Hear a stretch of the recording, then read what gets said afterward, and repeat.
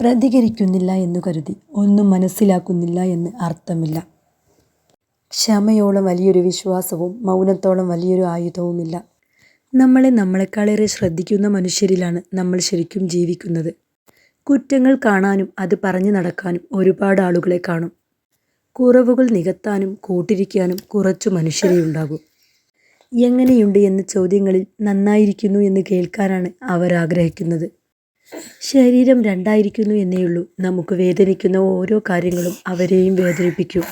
വേദനകളിൽ കൂട്ടിരിക്കുന്ന ഒരാൾ, വേർപ്പെടുത്താനാവാത്ത വിധം നമ്മിൽ ചേർന്നിരിക്കുന്നവർ, അവരാണ് നമ്മുടെ ജീവിതത്തിൻ്റെ നെടുംതൂൺ. അവരില്ലാത്ത ജീവിതം നമുക്കുമില്ല.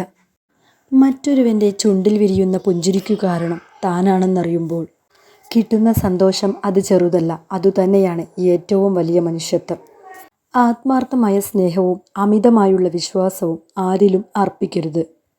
കാരണം മനുഷ്യനാണ്, മാറും, മറക്കും, മടുക്കും. സ്നേഹമാണ് എല്ലാവർക്കും വേണ്ടത്. അതിനു വേണ്ടിയാണ് എല്ലാവരും ഓടി നടക്കുന്നത്.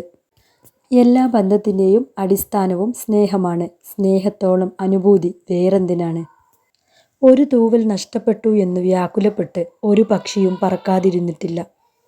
അതുപോലെ ഒരു പരാജയം ജീവിതത്തിലുണ്ടായെന്നു കരുതി നമുക്കൊന്നും നഷ്ടപ്പെടില്ല.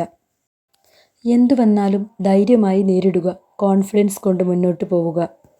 നിങ്ങൾ പരാജയപ്പെട്ടെന്ന് ആലോചിച്ചിരിക്കാതെ അടുത്ത അവസരത്തിനായി കാത്തിരുന്ന് പ്രയത്നിക്കുക. സ്വന്തമായ സ്വപ്നങ്ങളെ പിന്തുടരുക. മറ്റുള്ളവരുടെ നന്മ തിന്മകളെ നിങ്ങൾ വീക്ഷിക്കേണ്ട. നമ്മൾ മാത്രമേ നമുക്കുള്ളത് കണ്ടെത്തൂ. ഉള്ള പരിമിതമായ സമയത്തെ നമ്മൾ കൂടുതൽ ഉപയോഗപ്പെടുത്തുക. ചെറിയ ചിലവുകൾ സൂക്ഷിക്കുക. ഒരു ചെറിയ ചോർച്ച കൊണ്ട് കൂറ്റൻ കപ്പലിനെയും മുക്കിക്കളയാം.